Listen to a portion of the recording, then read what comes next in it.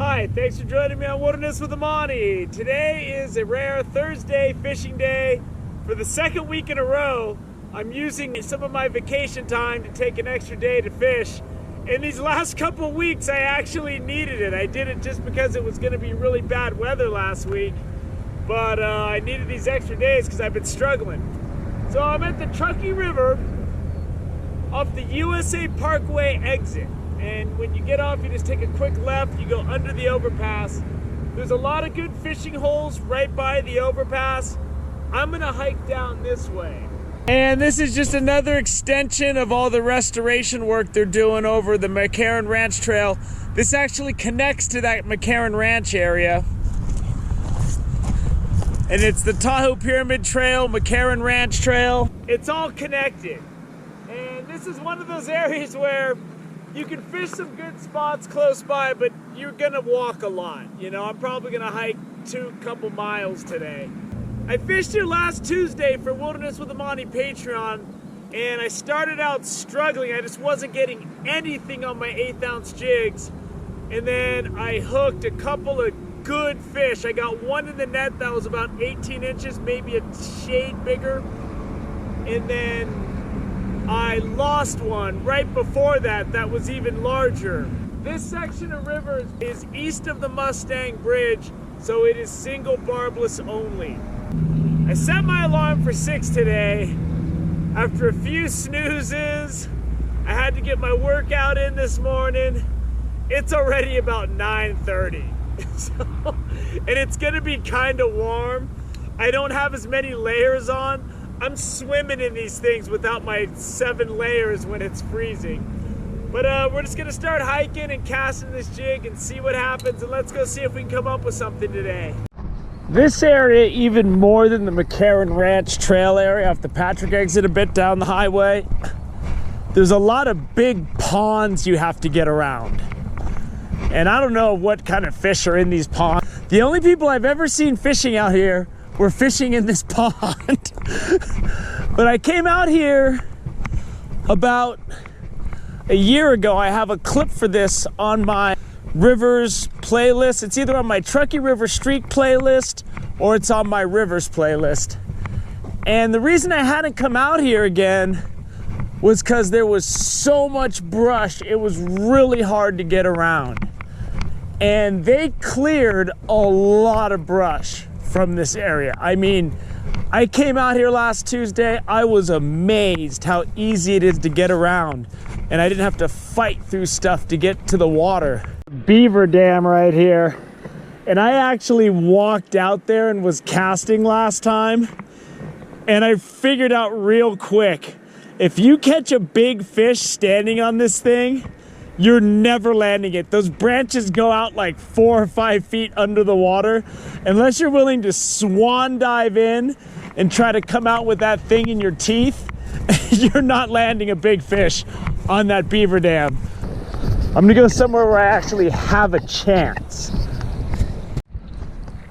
There's a lot of this slow water here, and I'm excited to come back here when the flow's up.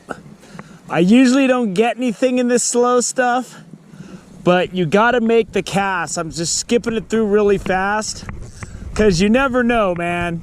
You never know where I might not catch anything in this slow stuff for a year, but if I can get one big fish in here, it's always worth it. So I'm just gonna rip this thing through and see if there's anything aggressive out there. But with jig fishing, you need a lot of faster water, faster moving water where the fish don't have a lot of time to look at the food that they're eating. I can try to speed it up like I'm doing here to try to initiate a strike, but you can only do so much. It's kind of like when there's no wind and I'm trying to drift fish, sometimes I got to use my oars in my boat. You just gotta, it's not the best thing that you can do, but it can work. Here's another beaver dam. A year ago, you had to fight through brush all out here. Look at this, it's just wide open. I'm having a leisurely stroll at this point. There's been some kind of hatch going on out here the last few times that I've done the river, and I'm seeing a lot of fish rising now. And I'm sticking with this hammer because I just want that one big one that's just gonna just go for it. Even though there's abundant food, he's still gonna hit it. That's the guy I want, the reckless guy. I went into this pool and I was skimming my jig right under the surface, and a fish came up and broke water. I'm gonna see if I can get him to do it again. I'm fishing this thing right under the surface. He tried to get it. Come on. There he is. Oh, oh, he hit it. I missed him. He hit it. Oh, darn it. All right. He felt it that time. He's in that slack water. And I just shot a tip from my trout fishing tips playlist on not overlooking this stuff. And I'm swimming it through. He hit it. Where is he? Come on, buddy. One more time. Give it to me. He ain't doing it a third time. Just lost one, man. Oh, I had him hooked. He was fighting. I gotta keep throwing. He ain't biting again, though. I was doing this fast rip through this area where they're jumping. Oh, I threw a little barbless beadhead under this bobber, and they are nailing it, man. I'm just letting it go. I made contact a second ago. There he is, there he is. I got him that time. I got him that time. Woo! I just put a bobber and a beadhead, baby. And they are nailing it.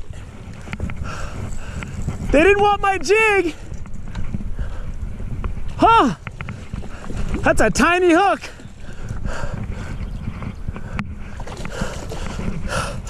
Okay, let's get this guy in the net.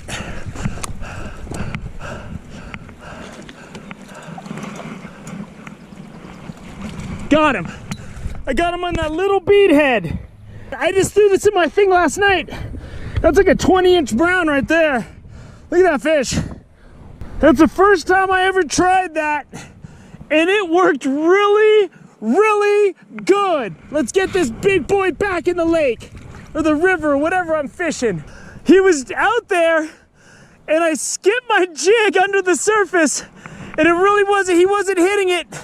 So I just put this tiny bobber with this little beadhead, and it's the only one I got. And I threw it in my bag, and I can't believe how good it worked. I mean, this is almost just like fly fishing, but if you just have your spinning rod, bring the bobber and bring that. Oh my God, I can't believe I just caught that fish on this. And I just threw it out there and I just watched my bobber. I got to show you the hook set again. And that was an awesome fish, man. Someone's duck hunting. Look at this blind, they even got their seat. But that's pretty cool. So that's gonna do it. I was getting frustrated the last couple times because I got some nice fish. The fish that were rising weren't really going for my jigs that much. And the fish I ended up getting on this bobber and this little Copper John beadhead, I threw my jig bite like 4 times and he just completely ignored it. And I was a little apprehensive about the 6-pound test, but I just had about 1.5 to 2 feet of line and just threw that bobber and let it drift right through the zone. And he hit it immediately. And then when I turned the camera on for you, that's how you got to see the hook set. And basically, this is just like fly fishing. If you use some of the strike indicators, that's all you're doing, is you're looking to see the strike indicator stop or hesitate, and you just got to be quick on the gun because they're not going to hold on to it long. But this is something that's, I'm going to go buy like 5 of these little bobbers, keep them in my conventional tackle box, and then I'm going to throw a few nymphs in my conventional box to beef it up. so that if I have a situation that's right, I'm gonna start throwing these bobbers in the nymphs, and that way I don't have to haul my fly rod around. And to be honest with you, this is really easy because you don't have any line drag or anything. You cast upstream and then just reel it in as it's coming down, and when you see it hesitate, boom. I mean, whatever it takes to catch a fish, that's what I'm doing. And the power plant's right over there, so I walked it pretty far. I got a long way back, and I really got to do some grocery shopping today, so I'm going to call this a day right now and wrap it up with that one big brown. You know, I'm glad I was able to get that in the net and show you a fish, because I lost 2 nice fish on jigs, and I'm like, how many more chances am I going to get? Well, I got one more good chance.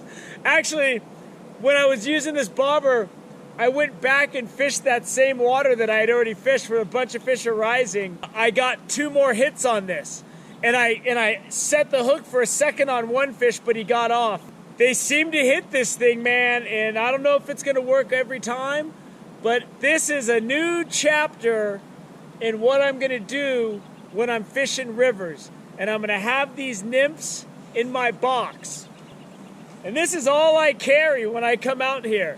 I got a needlefish, a couple of big flies, and then I got jigs, and that's it. And now it's gonna have 3 or 4 of these little bobbers, and I'm gonna add some nymphs out of my barbless fly box. So I hope you enjoyed that fish, man, because I sure did. And that made burning a vacation day today well worth it. So USA Parkway is alive and well. Thank you for joining me on Wilderness with Amani. Until next time.